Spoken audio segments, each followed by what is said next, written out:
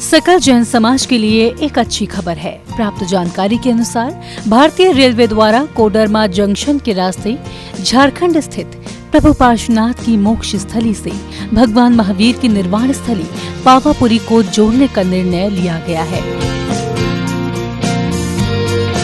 29 सितंबर को नवादा और नालंदा जिले के विकास को एक नई गति प्रदान करने के उद्देश्य से 492.14 करोड़ रुपए की लागत से 25.10 किलोमीटर नवादा पावापुरी नई रेल लाइन के निर्माण की स्वीकृति रेल मंत्रालय द्वारा मिल चुकी है।